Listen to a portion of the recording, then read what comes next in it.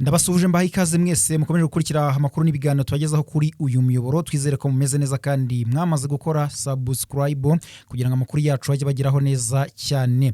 Twerekeje mu burasirazuba bwa Repubulika ya Demokarasi ya Kongo M23 turabwira ko makuru ya operation idasanzwe iri gukorwa na M23 nyine muri Nyiragongo hafi n'umujyi wa Goma. Biteye bite cyangwa se operation igamije iki?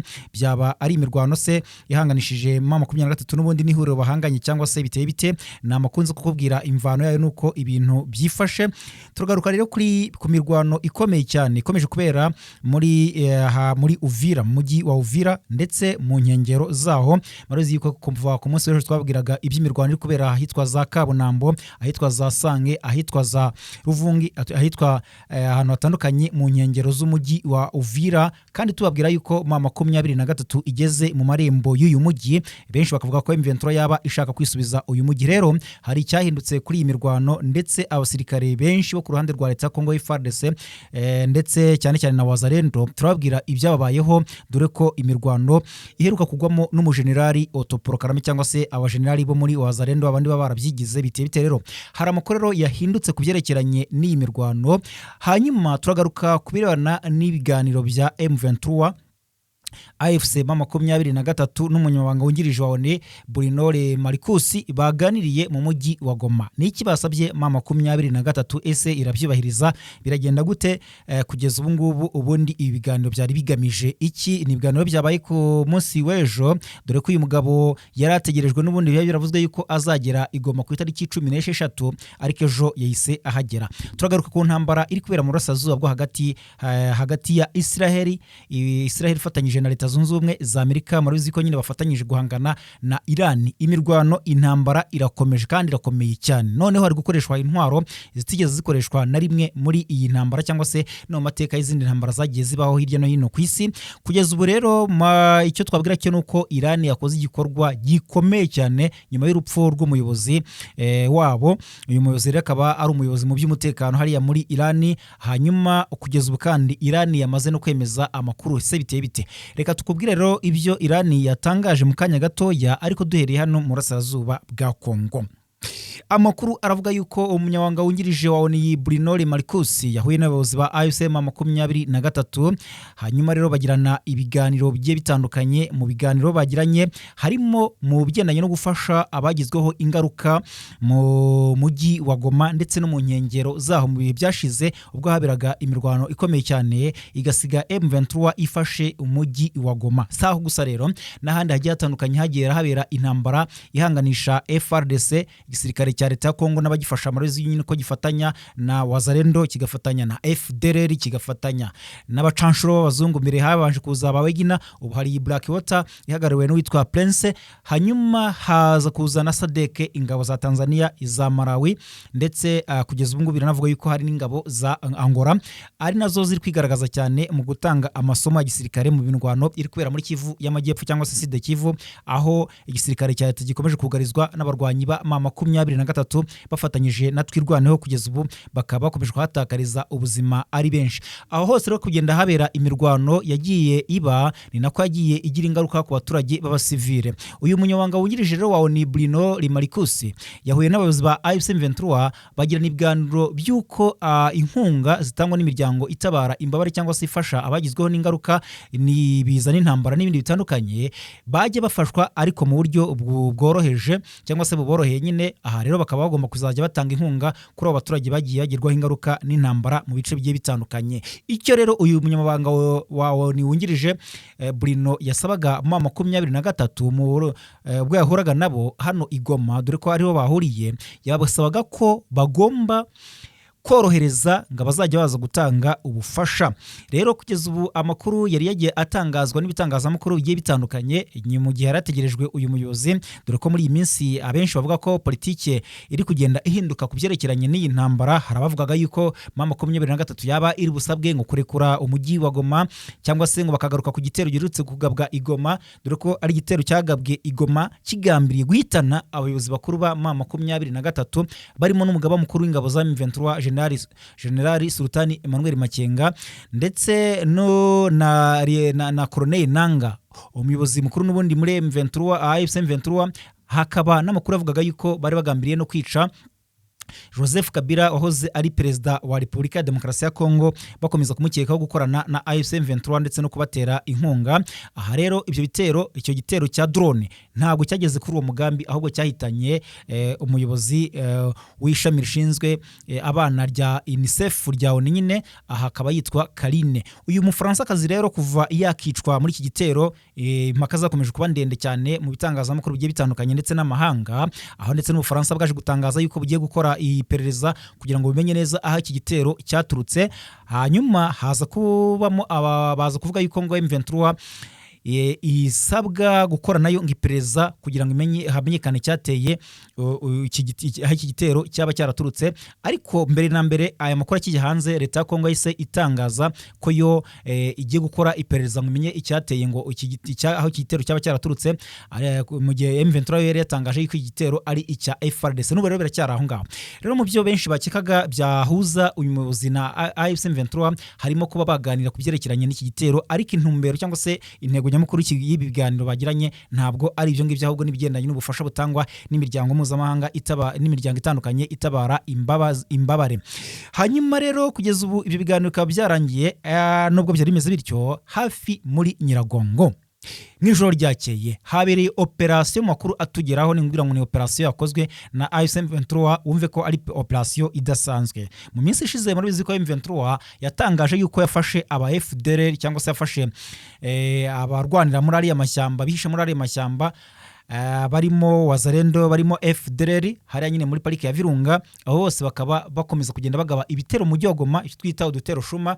Ariko ibyo bitero byose AFC M23 yari yatangaje yuko ahanini babigambiriye kuza gupiya cyangwa se gusahura abaturage ndetse no kwirara mu mirima y'abaturage iri hafi yaho ngaho muri ya hafi ya Goma, aho ahanini babiterwa no kuba inzara biciye muri ayo mashyamba. Kuva M23 yafata umujyi wa Goma, basigaye muri ayo mashyamba babuze aho bahungira imaze kubagota, abandi babuze ko babigenza muri biziko bakoresheje inzira yo mu Rwanda ku mupaka w'u Rwanda bahunga, birangira bamwe ndetse banafashwe. Hanyuma icyo gihe hana mu bagaragaye ku mupaka w'u Rwanda na Kongo harimo ndetse n'abacanshuro. Murabizi yuko wari umuvugizi wa M23 mu gisirikare Lieutenant Colonel Wiringoma nakoze amateka ubwo bicazaga hasi ababwira ati muramenye ntimuzongere gusuzugura na rimwe abanyekongo muza kubica nabi nyamara muje mu biraka byanyu, ndetse no kukinisha umutwe wa AFC M23. Icyo gihe rero nibwo n'aba FDLR Wazalendo bisanze bari guhunga, ariko hakaba abandi basigaye bacengeye muri ari mashyamba kubera ko iri shyamba rinini cyane, abarizi bavuga ko ari ishyamba udashobora kurangiza. Rero kugeza ubu mu ijoro ryakeye M23 yakoze operasiyo ikomeye cyane yo guhiga bukware aba FDLR n'aba Wazalendo. Amakuru ataratangazwa na M23 aragaragaza ko biravugwa ko M23 yaba yahafashe abarenga 50, bose rero bakaba bikekwa ko harimo Wazalendo, FDLR ndetse na aba FARDC bake, ariko abenshi bakaba ari FDLR na Wazalendo.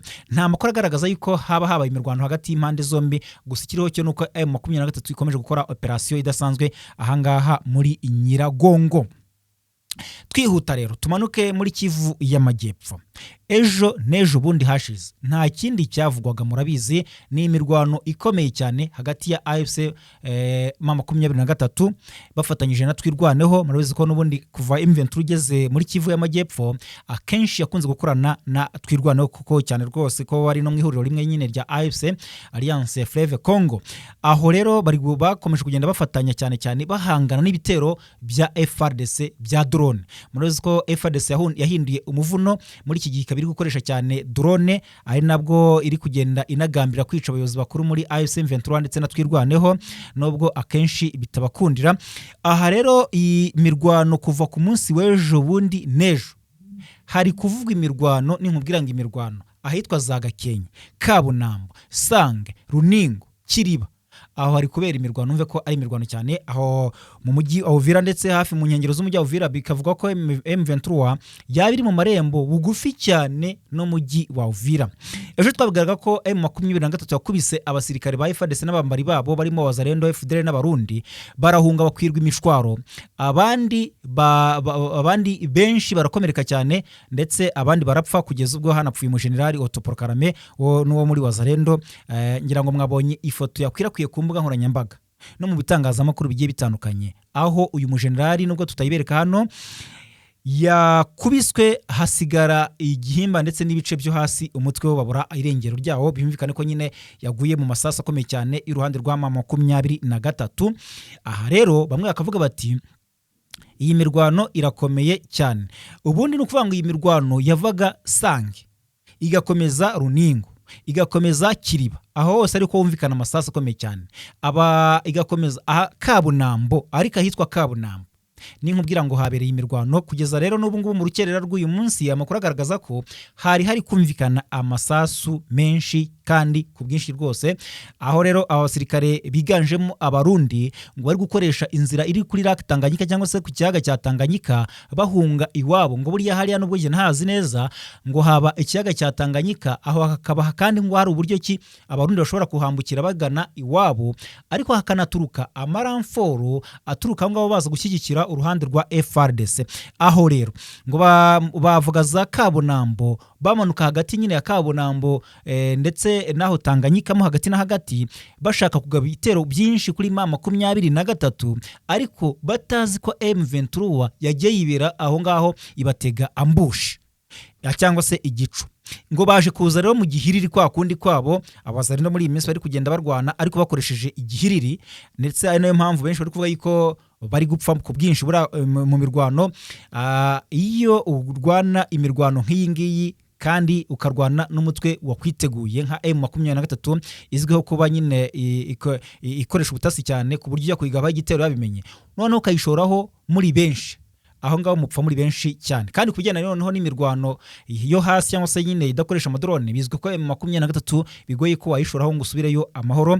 Rero iyi mirwano iri kubera za Sange, za Runingo, za Kiriba, aho Kabunambo, bivuga ko nta madrone menshi ari kuhakoresha. Niyo mpamvu rero n'abasirikare benshi ba FARDC n'abambari babo bari kuhagwa ari benshi. Byaje kurangira rero gute? Byaje kurangira n'ubundi abazarendo benshi, kuko nibo benshi n'abarundi n'aba FDLR bahaguye ku bwinshi kugeza ubu ngubu, nubwo nta mibare iratangazwa yabaguye muri iyi mirwano, ariko amakuru avuga ko bahasigaye ari benshi cyane. Rero kugeza ubu imirwano irakomeje, ariko kuri uyu munsi amakuru avuga ko nta mirwano yabaye cyane. Dukomeje kugenda dukurikirana ngo tumenye uko ibintu byifashe, ariko nanone hari amakuru agaragaza ko M23 ikomeje imyiteguro ikomeye cyane ndetse na training cyangwa se imyitozo hafi ya za Rubero, aho bivuga ko nyine aho ngaho za Rubero hari kubera imyiteguro cyane. M23 yikanga ko cyangwa se nyine iteganya kuba yagaba ibitero ku gisirikare cya FARDC mu gihe cyaba kishotoye, dore ko M23 ikunze gutangaza yuko ibitero byose igaba cyangwa se kwitabara kurwana ikora ahanini bayashotowe n'ingabo za leta ya Kongo, FARDC n'abambari bazo. Reka tujye mu makuru rero agendanye n'uburasirazuba bwo hagati, no kuvuga muri Middle East. Akomeje kubera imirwano ikomeye cyane, ni imirwano iri guhanganisha ingabo za leta zunze ubumwe za Amerika ndetse n'ingabo za Israel bafatanyije bahangana n'igisirikare cya Iran. Ku ikubitiro murabizi ko Amerika na Israel bishe umuyobozi w'ikirenga Ayatollah Ali Khamenei wayoboraga Iran, aza ndetse no gusimurwa mu minsi yashize n'umuhungu we nyine Mujtaba Ayatollah, nubwo kugeza bitavugaho rumwe ibyo kuba atakiri kugaragara cyane mu ruhame. Bamwe bavuga ko nawe yaba yarakomerekejwe cyane n'amasasu ya Amerika ndetse na Israel. Hanyuma rero kuva ku munsi w'ejo havugwaga inkuru y'urupfu rw'uwitwa Dr. Ali Larijani, ko yiciwe mu gitero cya Israel na Amerika, igitero bagabye i Tehran mu murwa mukuru nyine wa Iran. Aha rero amakuru yari yabanje kutemezwa n'uruhande rwa Iran, kuko nyine byo byabanje gutangazwa na Israel ivuga yuko bivuganye uyu muyobozi mu by'umutekano. Rero inkuru y'urupfu rwa Larijani yari yemerewe kuri konti ku rubuga nkoranyambaga rwa X mu ijoro ry'uyu munsi, ishimangira ko uyu muyobozi yasanze abandi. Ni ukuvuga ngo Iran yashyize yemera amakuru yuko uyu Larijani yishwe, nawe akaba ari umuyobozi wiyongere ku bandi, kuko murabizi yuko minisitiri w'ingabo wa Iran yarishwe, umuyobozi w'ikirenga nk'uko nabikubwiye yarishwe, abo mu muryango uyu Mujtaba bose abenshi barishwe, ndetse n'abandi bayobozi bakuru muri Iran bamaze kugenda bicwa. Ariko icyo benshi mu basesenguzi nabonye batangajeho bagiye basesenguraho, nuko bavuga ko kugeza ubu Amerika isa naho yihaye intego zo kubanza guca intege inzego z'umutekano n'iza gisirikare. Niba uyu muyobozi akaba ari umunyamabanga mukuru mu by'umutekano hariya muri Iran nawe ayishwe, agakurikira minisitiri w'ingabo n'abandi batandukanye n'abandi basirikare bato bahashiriye, bigaragara ko Amerika yafashe ingamba zo kubanza kwikiza abayobozi bakuru muri ariko by'umwihariko mu mutekano n'ingabo muri Iran, kugira ngo ibone ko yagera ku ntego zayo mu buryo bwuzuye. Kuko murabizi yuko mu ntego Amerika ifite ari ukwigarurira icyo twita umuhora wa Hormuz. Uyu muhora rero ukaba wihariye cyane ibyambu 20% y'ibyambu byose by'imihora nyine igenda yambutsa ibikomoka kuri peteroli hirya no hino ku isi. Inkuru rero y'urupfu rwa Larijani yemerewe kuri konti ye nyine ku rubuga rwa nkoranyambaga rwa X rwaze ari Twitter, ishimangira ko uyu muyobozi yasanze abandi bahowe Imana barimo Ali Hossein Khamenei wahoze ari umuyobozi w'ikirenga w'iki gihugu. Ubutumwa rero bwatangarijwe kuri iyi konti bugira buti: baturage ba Iran, abayisilamu n'abahowe bose Imana, umukozi w'Imana yasanze umwami nk'uwahowe ukwemera. Niko batangaje. Rero umutwe w'ingabo zidasanzwe za Iran IRGC watangaje ko mu rwego rwo guhorera Larijani n'umuyobozi w'umutwe wa Basiji kuko nawe yarishwe Ghulam-Reza Soleimani, bose bagomba guhorerwa mu buryo bukomeye cyane kandi ngo bagomba gukora ikintu gikomeye cyane. Ndetse ibingibi Iran twavuga ko yatangiye kubikoraho, kuko ejo nyuma y'urwo rupfu rw'uyu mugabo ndetse n'uwo muri Basiji, habonetse twumvise amakuru y'igitero gikomeye cyane Iran yagabye muri Iraq. yarigambiriye ambasade ya Amerika iri hano muri Iraq, ndetse ihangiza bikomeye cyane, nubwo kugeza ubu nta cyatangajwe cyuko haba hari uwaguye muri icyo gitero cya Iran, ariko ngo akoresheje misile ziremereye cyane ku buryo bukomeye cyane. Ikindi twabwira rero nuko Leta Zunze Ubumwe za Amerika zigiye gukura mu ntambara zihanganyemo na Iran ubwato bunini bwikorera indege USS Gerald R. Ford nyuma yo gufatwa n'inkongi ikomeye. Murumva ko ibintu byakomeye rero. USS Gerald R. Ford ifite ubushobozi bwo gutwara abantu ibihumbi 4. Ibihumbi 4 ni indege zirenga rero 75 z'intambara, ikaba ishobora no gutwara n'indege zirenga 75 z'intambara. Ifite ikoranabuhanga rihambaye rigenzura ibibera mu kirere no mu nyanja ndetse n'imbunda ziremereye. Ubu bwato bufite agaciro ka miliyari 13 z'amadolari y'Amerika, bwari bumaze iminsi mu nyanja itukura, aho rero ahangaha akaba ariho indege z'intambara bwabaga butwaye zavaga zijya kugaba ibitero bikomeye muri Iran. Tariki 12 z'ukwezi kwa 3 2026 igice kinini cyo kumeseramo imyenda muri ubu bwato cyafashwe n'inkongi y'umuriro kandi mu buryo bukomeye. Kuyizimya bitwara amasaha agera kuri 30 umunsi urenga, nk'uko ibinyamakuru birimo The Bloomberg byabitangaje. Abashinzwe umutekano muri Leta Zunze Ubumwe za Amerika baremeza yuko abantu hafi 200 bari muri ubu bwato bahawe ubutabazi kubera ibibazo bagize bikomoka ku mwotsi watewe n'iyi nkongi, ku buryo ubuzima bwabo n'ubu butifashe neza. 2 muri bo rero barakomereka cyane. Ubwato rero bukaba bugiye kuva mu nyanja itukura bwerekeza mu cyambu cya Saudo Bay kiri mu kirwa cya Crete mu Bugereki, kugira ngo bukanikwe cyangwa se nyine bukorwe butunganywe. Aha rero bukaba bwarahageze by'akanya gato mu mpera za Gashyantare 2026, hanyuma ubwo bwagiraga ibibazo bya tekinike n'ubundi nibwo bwahageze. Abakurikiranira hafi iby'intambara baragaragaza yuko gukura USS Gerald R. Ford mu nyanja itukura bishobora gusiga icyuho gikomeye cyane ku ruhande rwa Amerika, kuko indege nyinshi zagabaga ibitero muri Iran niho zaturukaga. Hari amakuru anavuga ko mu nyanja itukura hashobora koherezwa ubundi bwato bwikorera indege bwa USS George H.W. Bush kugira ngo buzibe iki cyuho. Ubwato bufite agaciro ka miliyari 6 zirenga z'amadolari y'Amerika. Reka mbashimire cyane mwe mukurikira amakuru n'ibiganiro tubagezaho. Mukomeze gukurikira amakuru yacu mukora subscribe niba mutarabikora, mukande share kugira ngo musangize abandi amakuru, ndetse mukande like kimwe nuko mwaduha comment cyangwa se mukaduha ibitekerezo. Mukomeze kugira ibihe byiza cyane, Imana ibarinde. Ubwo rero dukomeze kubakurikirana amakuru akomeje kugenda avugwa hirya no hino. Icyo twabasaba no gukomeza nyine kudushyigikira kugira ngo kuri uyu muyoboro dukomeze kugenda twaguka buhoro buhoro. Imana ibarinde.